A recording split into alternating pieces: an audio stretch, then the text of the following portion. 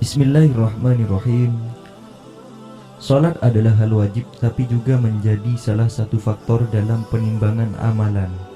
Apakah orang-orang akan masuk neraka atau bahkan masuk surga? Tahukah kamu, salat adalah hal pertama yang akan dihisab atau ditimbang di hari akhir nanti. Dan ternyata rajin melaksanakannya bukan jaminan. Sebuah hadis riwayat Tirmizi disebutkan bahwa Rasulullah Shallallahu Alaihi Wasallam bersabda, sesungguhnya pertama kali yang dihisab, ditanya dan diminta pertanggungjawaban dari segenap amalan seorang hamba di hari kiamat adalah solatnya.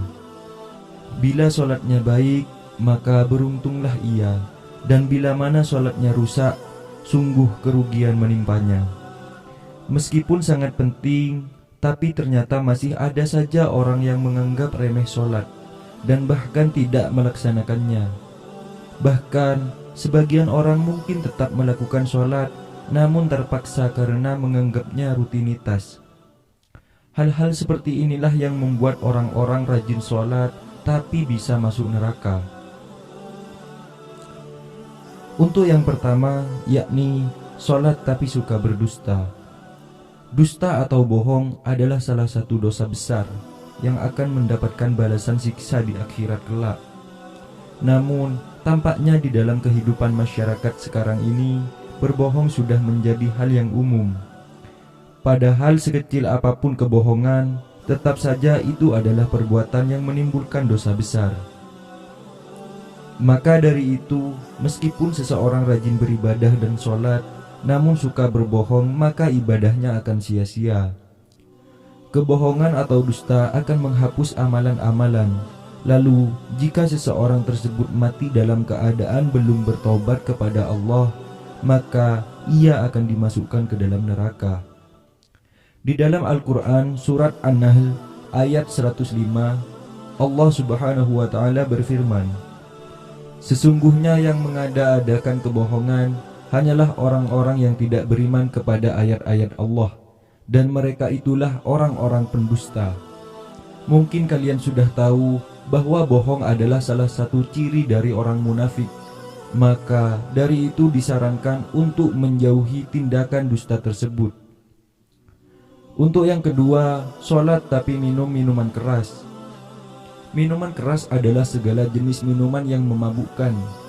Sebagian orang muslim mungkin masih ada yang melakukannya.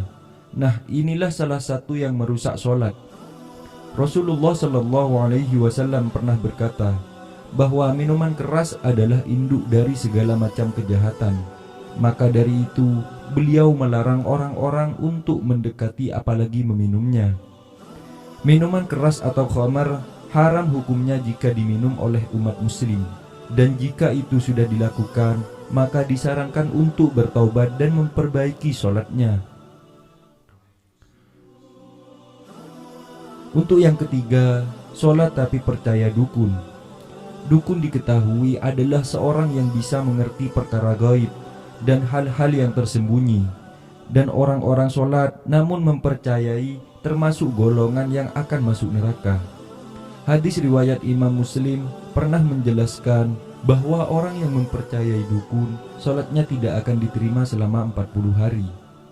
Percaya dengan dukun juga dikategorikan sebagai orang-orang yang berdosa besar, karena hanya Allah Subhanahu wa Ta'ala yang mengetahui segala sesuatu.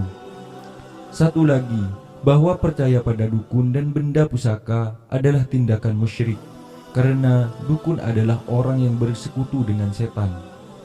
Hadis riwayat Abu Daud, At-Tirmidzi dan Ibnu Majah menyebutkan bahwa Rasulullah Shallallahu Alaihi Wasallam bersabda, barang siapa yang mendatangi tukang ramal atau dukun, kemudian ia membenarkan apa yang dikatakannya itu, maka sesungguhnya ia telah ingkar terhadap apa yang telah diturunkan kepada Nabi Muhammad Shallallahu Alaihi Wasallam.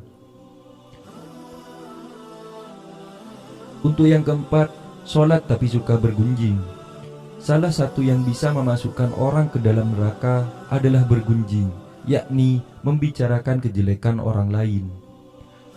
Hai orang-orang yang beriman, jauhilah kebanyakan purbasangka, yakni kecurigaan, karena sebagian dari purbasangka itu dosa. Dan janganlah mencari-cari keburukan orang, dan janganlah menggunjingkan satu sama lainnya.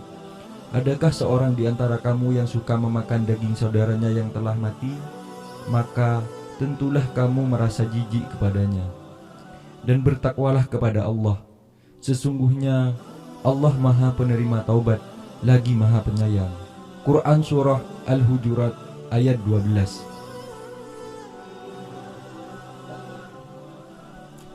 Untuk yang kelima, sholat tapi mengabaikan anak yatim.